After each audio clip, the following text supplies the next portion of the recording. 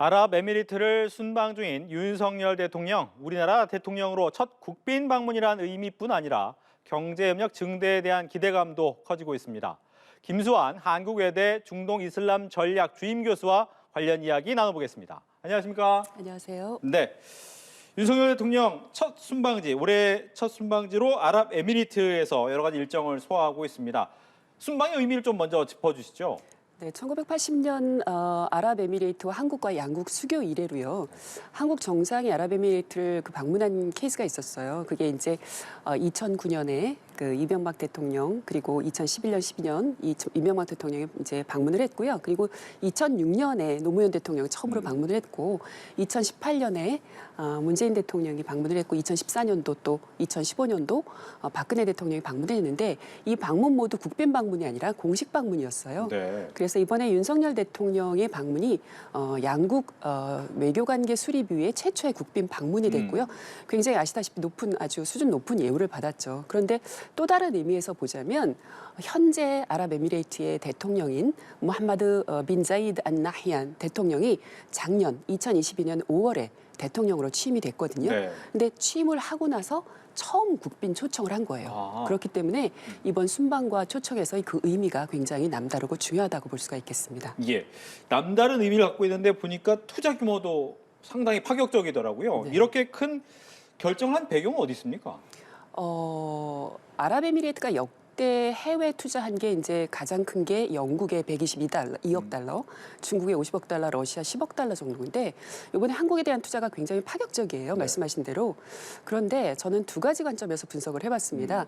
첫 번째는 아랍에미레이트가 한국의 기술력과 그 능력을 높이 평가했다, 인정했다. 왜냐하면 2009년에 한국 최초의 원전, 바라카 원전을 아랍에미레이트에 수출을 했거든요. 네. 그리고 2010년에는 828m의 초고층 호합 빌딩 부르즈 칼리파라고 알려져 있죠. 삼성물산에서 건설 부문에 참여해서 완공했고요. 그리고 2011년에는 처음 파견돼서 현재도 임무를 수행하고 있는 아크 부대가 있어요. 네. 그래서 이러한 것뿐만 아니라 한국의 그 무기 개발, 그러니까 천궁이라든지 천무라든지 천궁2라든지 이런 무기에 대한 어떤 기술력, 그런 능력을 인정을 했고요. 두 번째 관점에서는 이번에 윤석열 대통령이 방문했을 때 무함마드 빈 자이드 안 나히안 대통령이 한 말에 그 답이 있는데요. 어떠한 상황에도 대한민국은 약속을 지키는 신뢰가 있다라고 얘기를 했어요. 이것은 한국 기업에 대한 강한 신뢰를 나타내는 것이거든요. 그래서 이 두 가지 관점, 즉 한국의 기술력과 능력, 그리고 한국과 한국 기업에 대한 신뢰, 이것이 아마 한국에 대한 파격적인 투자를 하게 된 배경이 되지 않았을까 싶습니다. 네.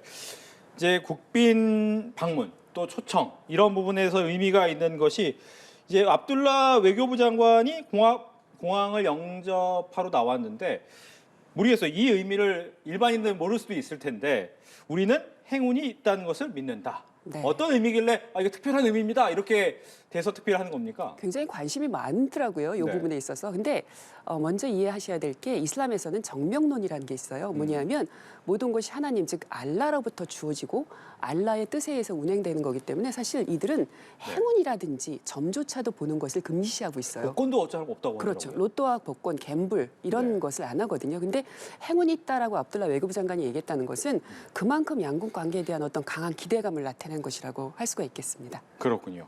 이제 양국 정상이 다양한 분야에서 양해각서를 체결을 했는데 문제는 이제 양해각서라는 것이 끝까지 가봐야 한다라는 얘기를 많이 하지 않습니까? 어떤 점을 좀 많이 생각을 해봐야 됩니까? 양해각서는 아시다시피 말 그대로 약속을 이행하겠다는 의지를 표명한 거잖아요. 네. 최종 계약서가 아니거든요. 그래서 우리 정부에서도 이전 정부에서도 중동 국가와 수십 건의 양해각서를 체결했지만 이행되지 않은 사례가 더 많습니다. 특히나 중동 지역에서는요.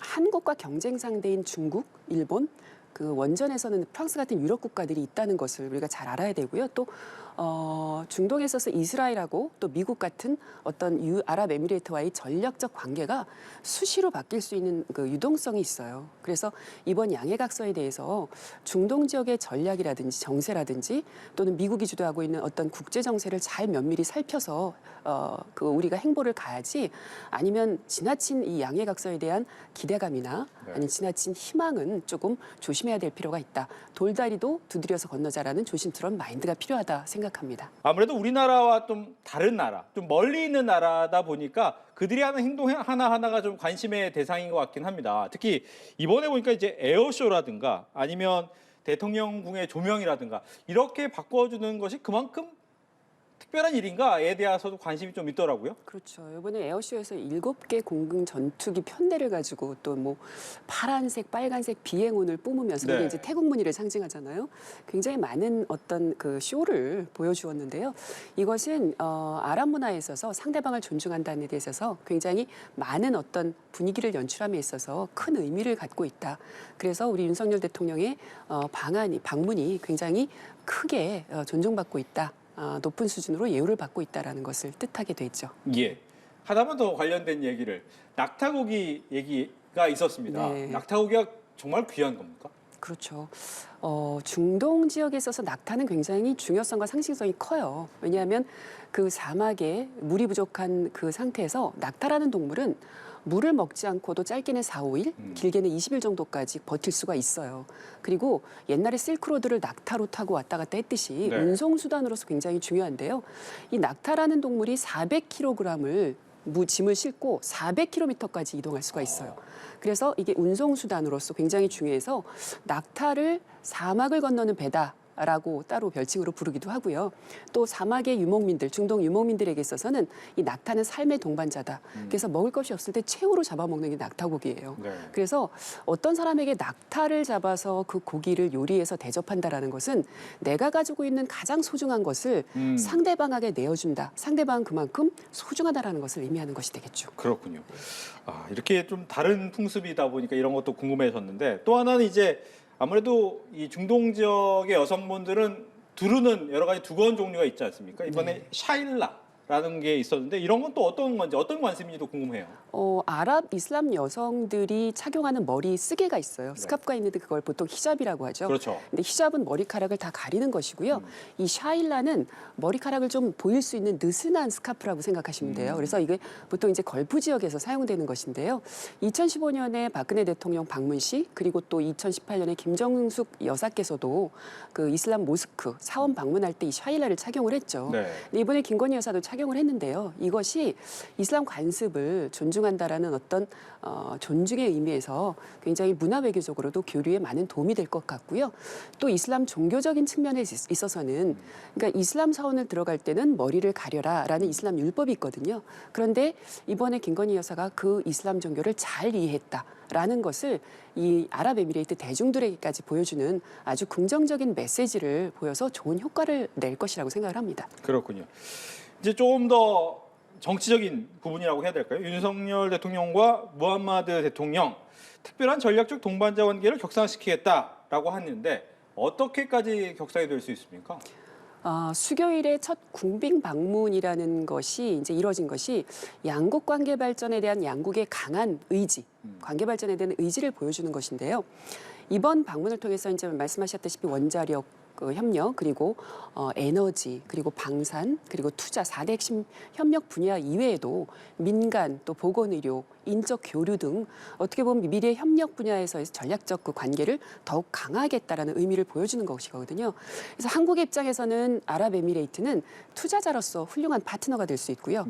아랍에미레이트 입장에서는 한국은 기술력과 신뢰를 바탕으로 한 굉장히 훌륭한 동반자가 될 수 있는 것이에요. 그래서 양국에 있어서 윈윈할 수 있는 특별한 전략적 동반자 관계를 수립할 수 있겠다라고 생각하고 있습니다. 알겠습니다. 끝으로 뭐 아랍에미리트와의 큰 투자를 받아낼 계기가 만들어졌는데 얼마 전에 뭐 사우디에서도 오기도 했고 중동 지역에서 우리나라 입지가 어떻게 되고 향후 이런 관계 또 어떻게 발전될 수 있는지도 궁금해집니다. 네, 이번 아랍에미리트 방문이 사실은 중동과 특히나 아랍에미리트와의 관계에 있어서 굉장히 관계 발전에 큰 걸음을 내딛었다라고 평가할 수가 있겠는데요. 최근에 작년 2022년 11월이죠. 무함마드 빈 살만 사우디아라비아 왕세자가 방한을 함으로써 중동 지역에 있어서 한국의 위상이 높아졌고요. 또 입지가 더욱 확산되는 넓히는 그런 계기가 된 것이 분명합니다. 그렇지만 말씀드린 대로 중동 특수를 누리고 있는 경쟁국들이 있어요. 중국이나 일본이나 유럽 국가들 경쟁국이 있으면 항상 우리가 인지해야 되겠고요. 그리고 시시각각 이 중동 정세는 변해요. 그래서 중동 지역이라는 것이 변동성이 굉장히 높고 그리고 지정학적인 어떤 리스크, 유동성이 굉장히 크기 때문에 또 미국이 주도하고 있는 국제 정세를 우리가 예의주시하면서 중동 진출에 대한 어떤 지혜롭고 시적절한 전략을 수립할 필요가 절실히 있겠다라고 생각을 합니다. 알겠습니다. 이렇게 해서 김수환 한국외대 중동 이슬람 전략 주임 교수와 함께 이야기 나눠봤습니다. 오늘 이야기 잘 들었습니다.